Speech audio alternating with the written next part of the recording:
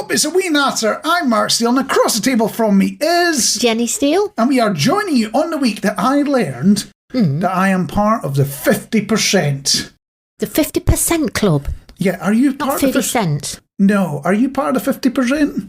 If it's a good 50%, I'm going to say yes. If it's not, then I'm saying I'm definitely not part of the 50% club. It depends how you interpret it, is the honest answer to that one. The good news is that by 2035, more than half the world's population will get that bum, bum, bum, bum, bum, bum, bum, bum on the Wii Fit. Basically, by 2035, they're saying over half of us will be fat or obese. It's nice to know I'm ahead of the game. I'm ahead of the trend for once in my life. And last week, we asked you a fun question. What rubbish superpower would you have? If you could be any sort of superhero, what rubbish superpower would you have? And Matthew Silver's been in touch saying, reminder, that's the last of the toilet paper man. His special powers to remind people on the toilet that, well, you get the idea. Yeah, now, you see, I don't know if you need a superpower for that, because the trick for that is you always keep one more roll in the bathroom than you need. Yes, if you've got somewhere to put it. See, I don't like seeing spare toilet rolls knocking around. I like them hid out the way. Are you one of those people that, admittedly, this was a long time ago now, but are you one of those people that would have I know what you're going to say. I know. What do you think I'm going to say? Put a doily over the top, or one of those dolls with a knitted dress on over the top of your toilet roll. You're going to say that, aren't you? I was thinking of the dolls, yes. No. So you're saying that the dress isn't good enough? I'm sure they could get a more modern cut, like a midriff out of it or something like that. I'm sure we can make it work. Or even, if you're rich enough, you could invest heavily in a BD. That's an alternative. Yeah. I've never tried one of them. I can't vouch for it either because I've never been posh enough. Even though I did have a friend once who had a bathroom so big you could have played a game of basketball in it. But also in touch, Slap Up, saying the ability to have any food taste what like it, I feel like eating. I'll try that one again. You try that one again? Say what? Let's try that again. The ability to have any food taste what I feel like eating. Oh, right. So if you fancy a chicken and mushroom pie, you could eat a banana and it'll taste of chicken and mushroom pie. Kinda, yeah. They also go on to say, Superman can weary himself by saving the world with his almighty strength and speed. I'll be alright because my sprouts taste like chocolate cake. Yeah, yeah. The only problem is that you'll end up misleading people on the quality of your in-laws' cooking there. Because you everything will taste like how you want it to taste. That's true. So when you're tasting your in-laws' cooking, which is usually a bit, do we really have to do this? Can we skip Christmas this year? That kind of affair. You're going to be misleading people because you say it was lovely when it wasn't. Also be in touch. Aid, saying the ability to always find what I'm looking for at the supermarket or shopping in general. No more helpless wandering around with 1,000-yard stare. Like when people have flashbacks to, I was about to say Nam or something like that, but I think we're all well on from that one now. Yeah. Try to find whatever it is that you're in need of. That's a superpower that would feel even stronger every 6 months, when they move everything around so you don't get too comfy with how the store's laid out. And on that note, let's have a wee Natter. It's apparently that time of the year already. International Women's Day is coming up this week. But more importantly, the shops are full of chocolate eggs. Building on the important research that we did, finding the best mince pie for Christmas last year, you'd have thought the next obvious step be, checking out all the chocolate eggs and seeing what the best chocolate egg to go for is. Well, I can do that as well. You could, but there's only like 3 companies that make chocolate, so it's not going to be much of a competition there. So instead, going to have a look at, dear listener, at hot cross buns. Yes. That was a suggestion by one of our listeners, wasn't it? Yes, so we're going to do it exactly the same way, where we're going to try a couple of them every week. Yes. See how they rank, and then at the end of it, we'll be able to go, the very best hot cross bun for 2023 is this, and we'll tell you just in time so you can't buy them in the shops. Yeah. How does that sound? Yeah. So if we're going to have a ranking like that, what are we going to be ranking them on? I'm going to go by size.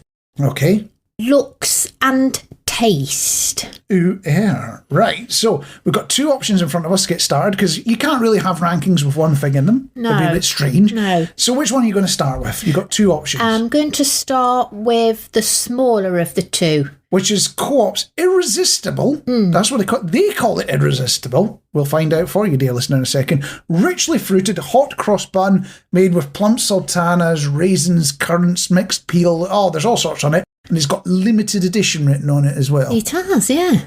But I thought all hot cross buns were limited edition. They're all available part of the year. So tell us what you're seeing with this hot cross bun. It's the smaller of the two we're testing today.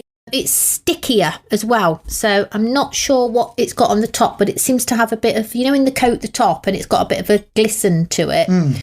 It's kind of like a gloss paint top, for want of a better word. Smaller, looks glossier, feels stickier, nice and fruity. We toasted ours, haven't we? So we're eating these toasted with a bit of butter on. You better taste it. Tell us what you think. Do you know what? I'm not getting much taste coming through. Ooh. Are you?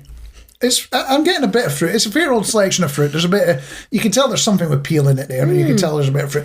So it's a fairly standard hot cross bun, you see, wouldn't it? Yeah, it is, to be honest with you. Yeah. So that's your starting point. I'm going to compare against number 2 here, our second one today. It's from the bakery at Asda, and all it says is 4 large hot cross buns. And they are large. Describe what you see. Again, larger of the two. It's not got, it doesn't look like it's had a coating on the top, so it's quite, what would you call that? It's like a matte, a matte finish. Seems to have quite a lot of fruit in it. So let's have a go. I'm getting a bit more flavour with the Asda ones. Really? So you've got two hot cross buns. You're saying getting more flavour with the Asda ones. They're bigger. So what order are you going to put your rankings in? I don't know if they've got cherries in, actually. I think these have got cherry in as well, the co-op. I couldn't tell you, because all it says is large hot cross buns on the side of it. It's got some sort of fruit. It's got a bit of cherry in, nice. Are we doing out of 10 again? What's out of 10? Well, we didn't mark out of 10. We just want to know what order are you ranking them? Which comes second, which comes first? So second at the minute then is going to be the co-op. Okay. So what in number 1, that means it's got to be Asda. Wow, there we go. We've already got a result.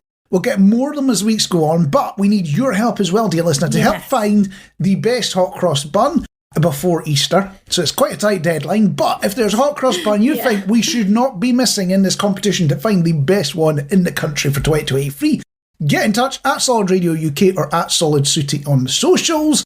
Or if you're on Spotify, there's a question thing you can tap on, stick it in there. I know it's not the question we asked you, but there's no reason you can't put that answer in there and tell us about what hot cross buns we should be comparing to find the very best one in Britain for 2023.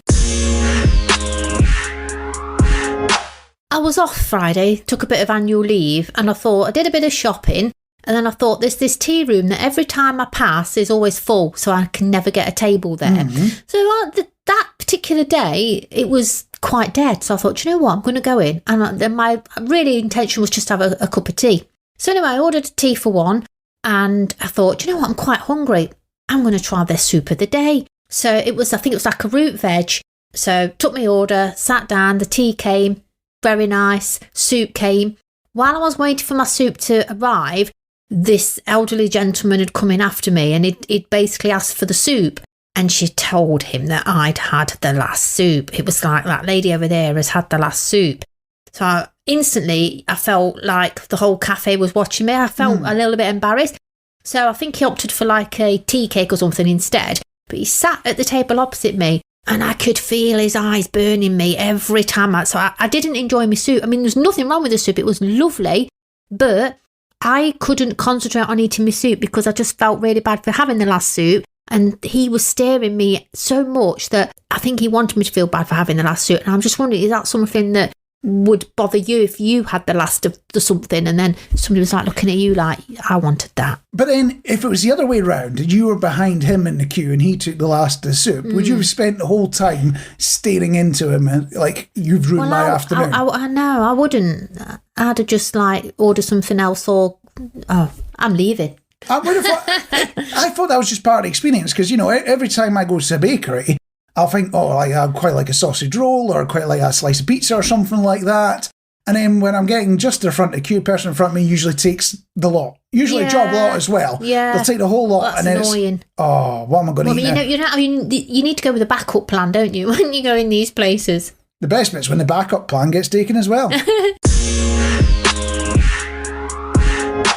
This is going to sound a bit weird, especially for somebody who doesn't really do sports, but I hate to break it to you, dear listener, I've got a sports injury at the moment. Yeah, I found that quite hard to believe as well. I keep rolling over my ankle. I can't even walk down the road without getting injured. I mean, you're in the 50% club. That probably explains a lot, in all honesty. Although on the plus side, there was no trip to casualty this time round. True. I do love getting out, especially walking, exploring the places you can't see from the road. Admittedly, the fun does drop out of it when you've got a bull chasing you across the field. But it's got me wondering, what do you do both love, so the getting out bit, and hate, getting all the sports injuries? Are there things in your life where you both love them and hate them at the same time? I like walking as well, as you know, but I don't like cows. You mentioned the bulls, but I can't cope with cat or horses, if I'm honest, because they scare me. I mean, horses, I'm not sure if as much as cows, because they ignore you, but the cows seem to look at me passing them. The face follows me, you know, when you're walking. You're talking about horses. They are critters that frighten themselves with a crisp packet. They do. It's because they're so big, aren't they? If you walk through a field and you've got a horse all of a sudden starts walking along the side of you, I'd freak out. I know where you're coming from there. So I love walking, but I don't like when you look at your route and you've got to go through a farm. I don't mind sheep. I like walking through a field of sheep, but when I see the cows on the horizon, or you know what the worst bit is? When you don't see what's in the field, you think, oh, it's all right, there's no cows. And as you're walking, you see the cow pats, you think, they're not sheep, that's not sheep. There's cows and they're fresh. And then you know there's cows and you're like, oh my God. And you're just legging it through the field, because even though you couldn't see them, you know, they're in there. So the one key point you picked up there is you noticed that the cow pats are fresh and all. Are you sticking your finger in and going, yeah, still tastes fresh. Last hour, yeah. So myself, you know, a bit less outdoors. Another one that I both love and hate is procrastinating. Yeah, I'm always putting things off and then hate myself for not doing it when I get around to later when I should have done it. So I'm going to open this one up to you, dear listener. What do you both love and hate at the same time? A couple of ways to get in touch on the social media at Solid Radio UK or at Solid Sooty. Or if you're on Spotify, the questions popped up. You can tap on it, stick your answer in there, and we'll share your love-hate relationships in the next episode. I guess it's kind of weird when you look back, you know, roll back 20 years from now. We had mobile phones, but you could only really make calls on them, send expensive texts and play Snake, couldn't you? Yeah, I never played Snake. Really? Yeah. Do we need to get you a copy of Snake so you can just play it to say, yes, I've done it? Well, I like it. Is it like Candy Crush, things like that, or not? It is a fairly easy game. Well, I say it's an easy game. You'll get the idea fairly quickly, but it gets very hard very quickly. Oh, does it? Yeah, I'm out. But you remember those days, don't you? Yeah. Did you ever think we'd get to the point where our phones or the internet really are such a big part of our lives? No, but they are, aren't they? Yeah, especially with smartphones. There's lots of stuff on there, photos, email, WhatsApps, as certain politicians will be finding out this week, you know, with Eat Out to help our COVID out. WhatsApp's okay, isn't it, Mark? We're encrypted, aren't we? Just saying, I don't want any of my messages out there. Well, there may be a less than friendly journalist with a copy about all your COVID ideas in there. But in a relationship, marriage, whatever it is that you happen to have, dear listener, how much access should partners have to each other's phones? What do you think, Jay? Well, you see, I don't mind, because I'm probably going to get shot down for this, but I know that you know my PIN for my phone, and that doesn't really bother me. So I don't know, I'm easy with I don't mind maybe you, but I don't want anybody else to have access to my phone, maybe. And I like to have access to your phone because I like to be nosy and see what's going on. I don't know, that's a hard one. I don't have anything I don't feel like I've got anything to hide. So I'm not sure if people should have access. I don't know what to say with that one. I think that one's a hard one for me, because I'm saying I don't mind you having access, but at the same time I'm thinking I don't want anybody else having access. I don't like people. I don't even like it when I've got my phone, I'm using it in a cafe or something, and I feel like the person sitting behind me or on a bus is shoulder surfing what I'm doing on my phone when I'm on my Facebook or I'm doing WhatsApp or chat and things. So I would say your opinion's fair enough. Personally, you know, if you hang around with somebody long enough, especially if you're living around them, you'll end up sharing codes for those moments like, what's the address Bob texted me when you're driving down? Those sort of moments. But if you want to ruin every surprise, go ahead and have a look through all the messages. And then, you know, every birthday surprise or anything like that gets absolutely ruined at that point, doesn't it? I suppose, yeah. on that note, is this the bit where I admit to setting a trap to see if I can catch somebody snooping on my phone? Why have you done that? No Was comment. it me looking at your emails? No comment. Let's imagine, and this is going to take a fair bit of imagination, dear listener, for you and for you, Jenny, as well. But let's imagine you've been given the job to name a museum. Oh. It's in Perth. That's the real Perth, not the knockoff one down under. It's going to be, Sorry, age. it's going to be full of local artefacts, history, all that kind of stuff. What would you call that museum? Artifacts horrors? Artifacts. Well, after lots of deep thought and hours spent walking the banks of the Tay, they have come up with Perth Museum. Yeah, that's original. Out of 450 names, that's the one they chose. And the bizarre bit is, you compare that to, this is the same part of the world that has gritters called Gritalica, License to Chill, and the Snow Claimers. And the best they could come up with was Perth Museum. They're brilliant names, they are. On the plus side, at least they didn't end up with Museum Museum faced. Museum McMuseum. What was that one? McMuseum face. Museum face. That was Boaty McBoat face. That's it, yeah. Which wasn't actually a boat. But they did use the name for the submersible that is apparently a boat. It's all thoroughly confusing. But all I know is Sir David Attenborough's involved. That was unfortunately a Wee Natter. I was Mark Steele, and across the table from me was Jenny Steele. And if you somehow enjoyed this podcast... Why wouldn't they? That's a very good question. But then I could ask you the question, why would they?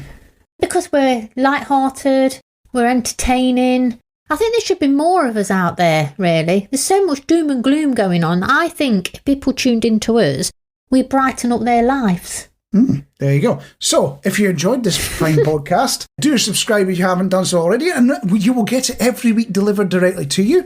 If you've done that and want to spread the gospel of a Wee Natter, makes it sound like we're getting all religious there, doesn't it? If you want to spread the gospel, we're happy for you to go chap on doors and spread the love. Well, maybe not spread the love. Why don't we have some leaflets printed and then give our listeners the leaflets and they can go leafleting?